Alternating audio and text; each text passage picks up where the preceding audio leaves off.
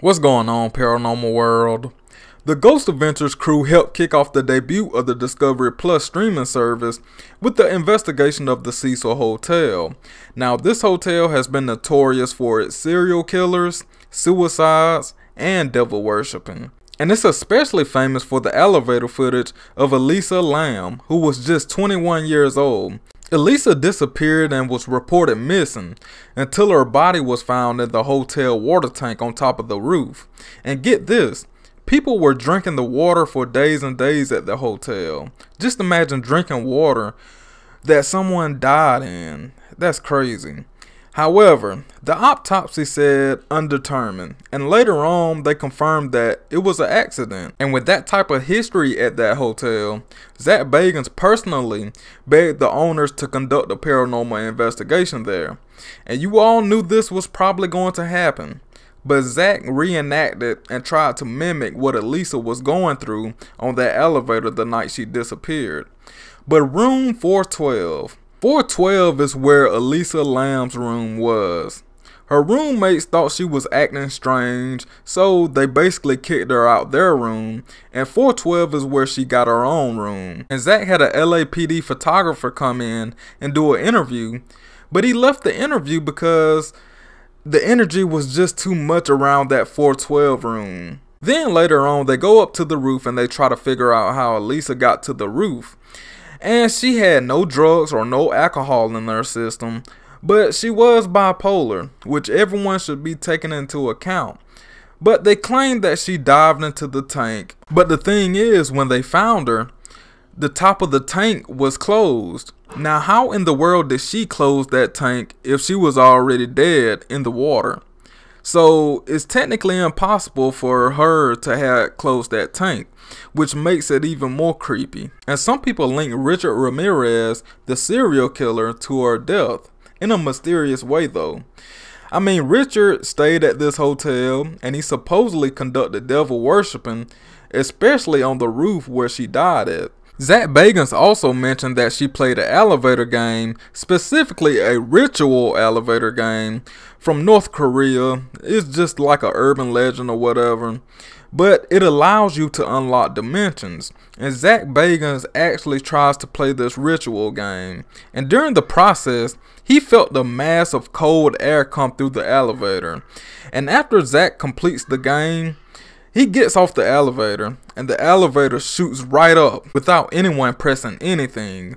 And shortly after that, when Zach was trying to communicate with Richard, the serial killer, a scratch on his neck and his eye just appeared out of nowhere. Zach actually brought in Richard's artwork and he placed it in Richard's room, and the artwork had a pentagram on it. So I can only imagine the dark energy that was bringing towards that hotel and to Zach Bagans. But yet again, Zach tries to communicate with Elisa through a recorder, and it's almost like Zach is standing up for Elisa, trying to comfort her.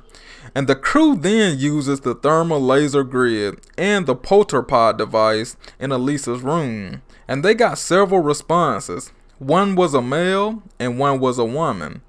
Was one of them Elisa? Who knows? And the thermal grid actually captured something leaving the room. Then they go up to the 14th floor to Richard's room. Aaron began to feel a lot of rage and a lot of anger. He had to walk away for a minute. Then all of a sudden, Aaron just completely left the group, separating himself. And Zach had to tell him, hey man, don't do that. We don't separate from each other. And that was definitely unlike Aaron. And as time went on, Zach goes back to investigate the elevator again. And him and Aaron captured a figure on the SLS camera. And it was just standing outside the elevator. Now, the full spectrum camera also captured a dark figure coming towards Zach later on in this episode. So that was basically everything that happened in part 1 of the episode. But part 2 of the investigation, it focused on other areas of the hotel specifically. 18 total deaths have happened at this hotel. One of the town's historians guided the crew and explored all the rooms, and he told them about all the tragedies that happened at this hotel.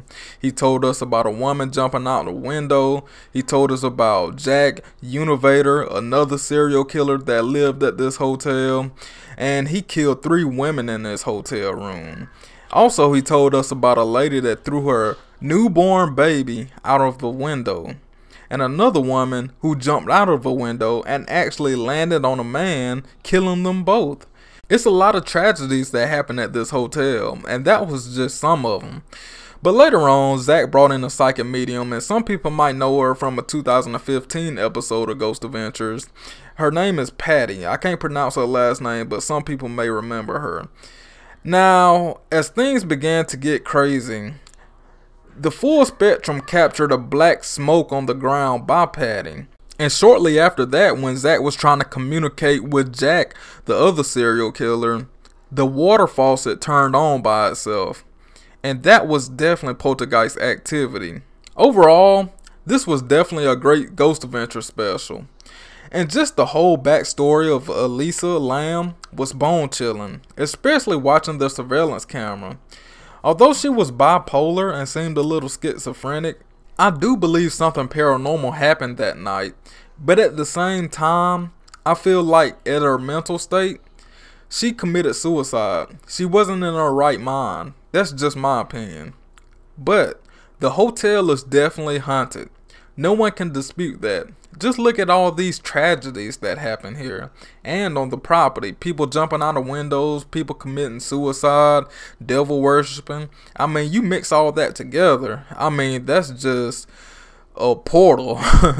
No way I would stay there. So guys, what do you all think about this Discovery Plus special of Ghost Adventures? To me, I feel like this episode is definitely a top 10 Ghost Adventure episode ever. Yes, I'm giving it high praise. So definitely let me know down in the comment section how you feel about this episode. And don't forget to subscribe and hit that notification button so you can see every time I upload. Especially if you love Ghost Adventure topics, discussions, and episode reviews. So if you like that type of stuff, man, please subscribe to my channel and don't miss out. As always, be safe. Peace.